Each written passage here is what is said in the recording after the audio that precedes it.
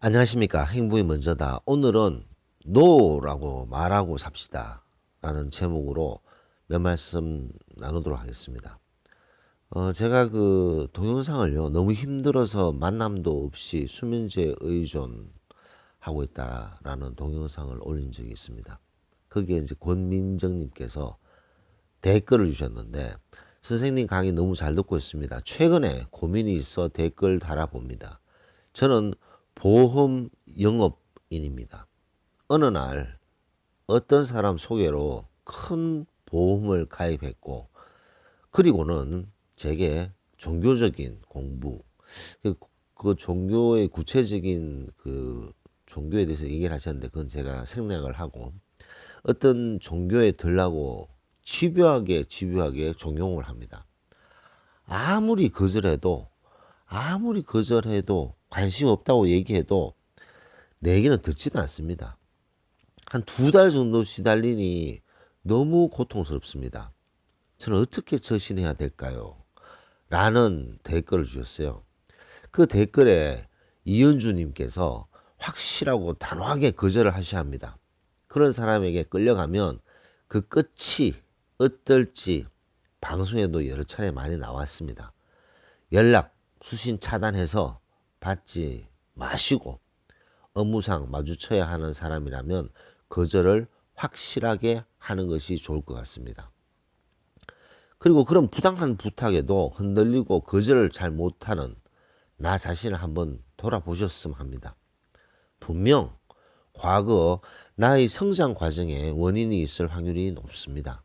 그건 민정님 잘못이 아니고 민정님 안에 분명 아픈 상처가 있을 거예요. 그 아픈 마음을 잘 보담아 주셨으면 좋겠습니다.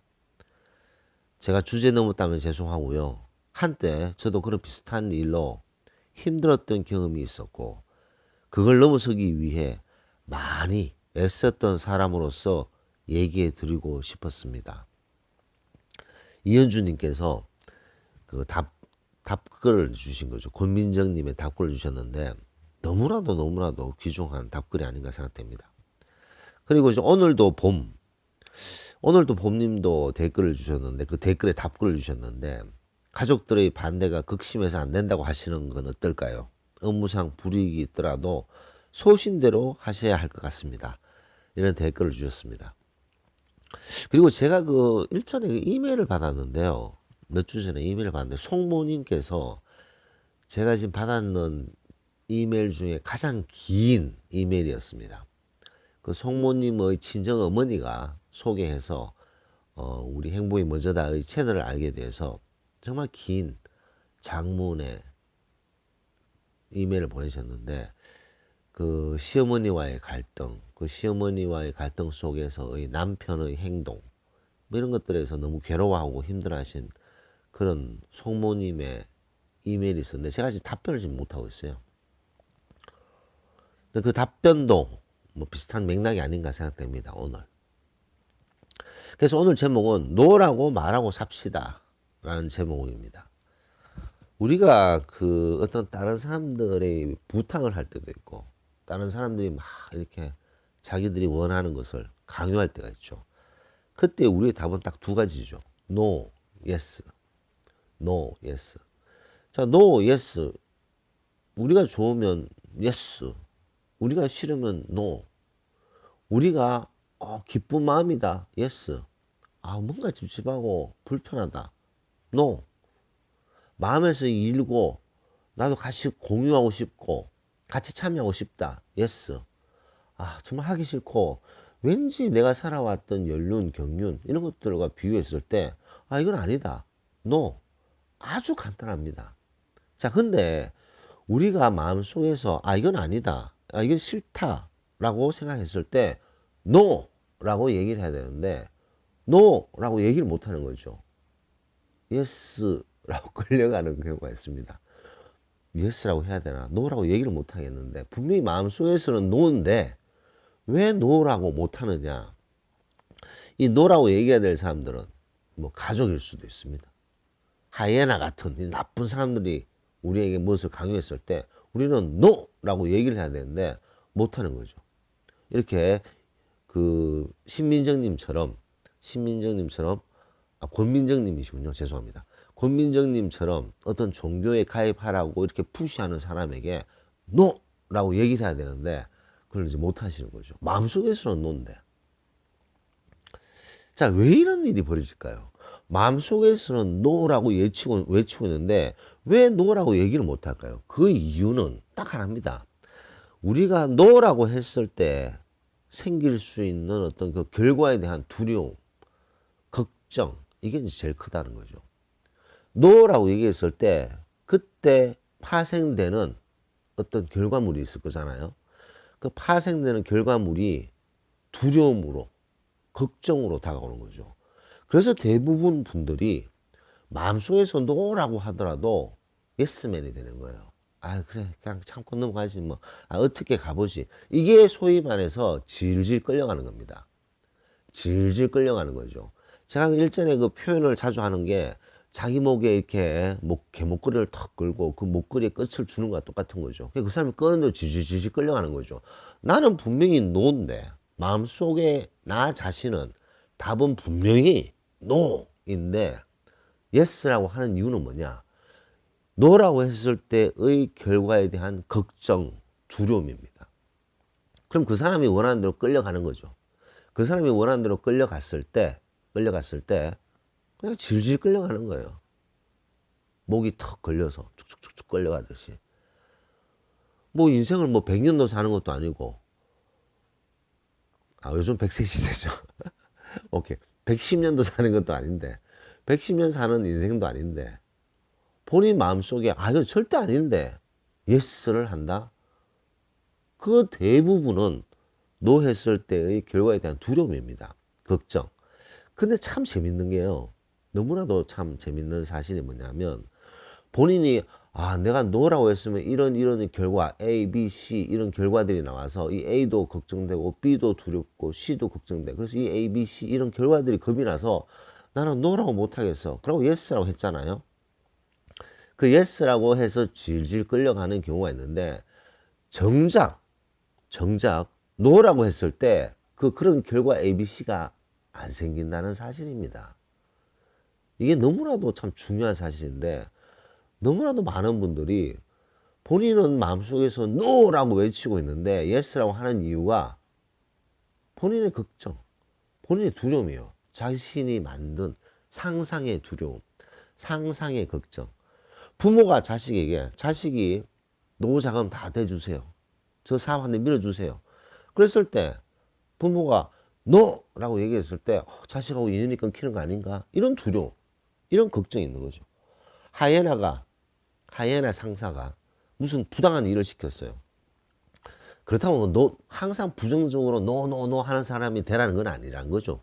하지만 너무나도 부당하고 너무나도 도저히 이거는 할 수가 없는, 그리고 내 마음에서 절대로 이거는 수긍할 수 없는 그런 걸 하이에나 상사가 시켰을 때 이거는 팀워크도 아니고 뭐 완전 엑스트라 그런 거예요. 그런 걸 노라고 한다면 아, 이 사람이 날 부당하게 대하면 어떡할까? 이 사람이 나한테 피해를 주면 어떡할까? 이 사람이 날 왕따를 시키면 어떡할까? 이런 걱정을 하는 거죠.